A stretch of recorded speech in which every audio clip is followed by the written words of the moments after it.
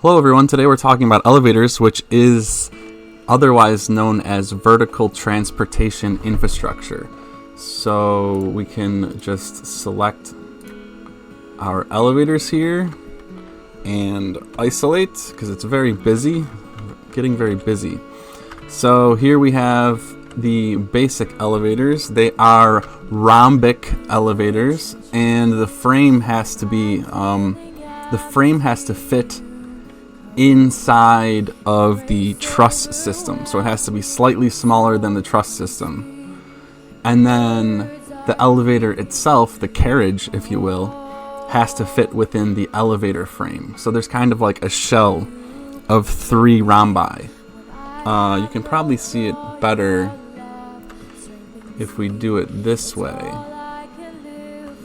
So see these 3 rhombic shells? I love the word rhombic, I don't know why. So yeah, you have your truss system here, you have your elevator frame here, and then you have the actual elevator here. So that's how that works. They're kind of nested into each other. And the elevator is pretty big. I thought about doing a trapezoid, which would be much, much smaller. That would be a very small elevator. I don't even know if it would fit a pallet. Pallets will be the freight shipping of Arkology. So it's very important to fit at least, I would say, 2 pallets on an elevator is very important. 3 is a great spot for it. 3 pallets plus pallet jacks plus 10 individuals. That's a lot of room. So I did the math on weight for how much that would be if the pallets were full, of course. So this is a max load of 5.2 tons. We figure the carriage is 1 ton. You're looking at a max lift load of 6.2 tons on the motor. Not too bad. That's an absolute worst case scenario. In most... Actually, now that I think about it, I don't have a counterweight on this, do I? Huh. That's going to be a problem.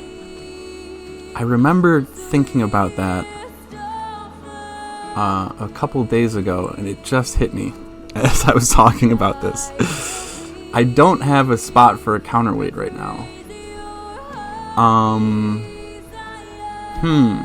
And where would I put it? I need room. Maybe if I... Well, no, because it needs to fit... I need to fit in the roof.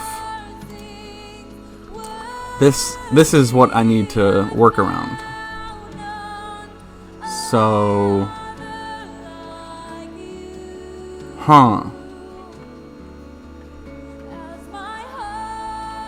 Where would the counterweight be? Maybe above it. That seems like the only spot I could put it. Anyway, that's kind of an issue, isn't it?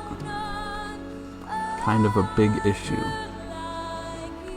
Maybe I'll put the counterweight right here and then just cut off this section. Have like a solid steel block as a counterweight. Anyway, getting sidetracked. Let's isolate so we get kind of a better frame rate. No, I don't actually need to isolate. I am so scatterbrained this morning here. So they're going a little slow because the computer's slow. In reality, they'd be about 4 times faster than this. Maybe more. And yeah, gorgeous. Goes right up through this slot in the ceiling, which is actually there because I'm awesome. And then you'd have your hexagon above it right here. This, of course, would be the floor of the next hexagon. So you can see them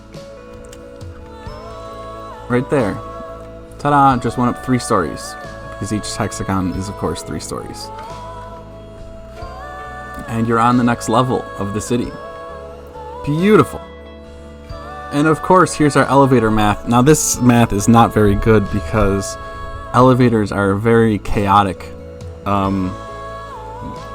thing, especially taking trips on elevators and when people arrive and what floor they're going to, and if the elevator goes up and down, if people double up on the elevator, blah, blah, blah. All of that is very chaotic and very hard to estimate. But I made an attempt. So we have hexagons per roundabout. These are like the kind of sort of adjacent hexagons. You have 48. Persons per hexagon average, you have 20. This doesn't include the commercial hexagons. So then we have about 1,000 people per roundabout per level, which is more than I thought it would be, actually. I was thinking it would be like 300 or 400. But I actually, surprisingly, I have not done this math yet, which is actually really shocking. Times using elevator per day, let's say 2 times, that sounds fair. Total trips, 1,920. Minutes per trip, let's say 45 seconds. In 18 hours, because people are sleeping for the, actually this should be 16. What am I doing? Why did I do 18? 8 hours of sleep, right? So we have 267% busy. So it's very crowded. Anything over 100% is bad. But there's 6 elevators, because this is only calculating for 1 elevator. So you have to divide by 6. Now the elevators are only 44% busy, which is what we want. We want probably under 50%. But now they're servicing 3 levels.